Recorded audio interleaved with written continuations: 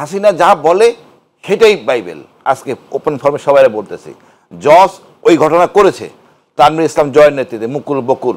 আমরা ঘরকোনা জাতি, যোদ্ধা জাতি না। যোদ্ধা হলাম 24শে আগস্টের পর, এর আগে যোদ্ধা হয় নাই। আমরা গর্বিত কোনো ওরকম অধ্যায় নাই যেটা নিয়ে আমরা ক্যারি ফরওয়ার্ড হইতে পারি। আমার বাচ্চা অসুস্থ হলে আমি অসুস্থ হয়ে যাই, আর যে নাতি অসুস্থ হয় তাহলে পুরো চেইন অফ কমান্ড কলাপস করে। আমি পার্বত্য চট্টগ্রাম জঙ্গি নিয়ে বলবো, আমাদের ধর্মপ্রাণ আমরা কিন্তু ওই দেখবেন যে এত চেষ্টা করলো ইসকন, দেখেন আমাদের হুজুররা কিন্তু বাড়াবাড়ি করে নাই। এটা আমাদের শিখার বিষয়, আমাদের বিল্ট ইন আমাদের ক্যারেক্টারের সাথে, আমার ধর্মের সাথেও তাই ধর্মই তাই বলে। কিন্তু জোর করে আমাদেরকে জঙ্গি বানানো হয়েছে এই সরকার, অবৈধভাবে ক্ষমতা থাকার জন্য। আওয়ামী লীগ সরকার, জি জি, বিএনপির সময় মনে করেন এই 21শে আগস্ট আমি ছিলাম, আমি জানি পুরা এই জজ মিয়া নাটক, ভাই ওটা সত্য ঘটনা, কোনো নাটক না। জজ মিয়া আসল ঘটনা।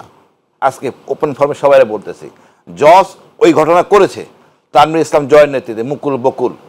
আমি তো জেলে ছিলাম, আরমানের সাথে ছিলাম আরও কয়েকজন শিশু সন্ত্রাসী, ওখানে তো আর কর্নেল না, সবাই এক, মন খোলা আলোচনা। আর এসপি সাহেব ছিল পাশের ইয়েতে, রুহুল আমিন, ওনারা জেলে আটকে রেখেছেন, তদন্ত করছেন। আমি সব বের করছি যে আসলে আমরা রাজনীতিবিদরা কতটা নোংরা হইতে পারি। 10 টাকার সময় দুজন পুলিশ কর্মকর্তা অস্ত্র বিক্রি করছে, আবার বলা হয় জোর করে দেওয়া হয়েছে, পুরোটা সত্য। এই ডিআইজি নজরুল তাদেরকে ধরছে, তারা অস্ত্র নিয়ে এসে পুলিশ বিক্রি করছে। হাসিনা যা বলে সেটাই বাইবেল, কিছু বাইরে দিতে পারবে না, এটাই আওয়ামী লীগ। আর যেটা জঙ্গির কথা বলেন, আমাদের জাতি কিন্তু জঙ্গি না, বাঙালি আমরা কখনো জঙ্গি ছিলাম না। কেন বানানো হচ্ছিল?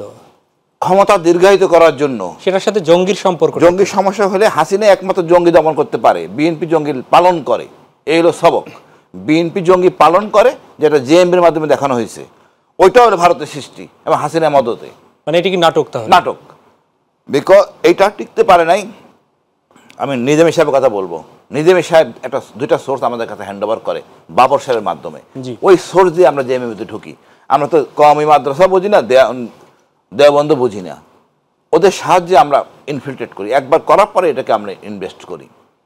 তা এটা সম্পূর্ণ আওয়ামী চক্রান্ত। এই যে অসংখ্য ধর্মপ্রাণ মুসলমানরা জেলে আছেন জঙ্গির নাটকে, অনেকে মারা গেছেন। আমি তো মনে করি পূর্ণ তদন্ত করে কমিশনের মাধ্যমে ক্ষতিপূরণ দেওয়া উচিত।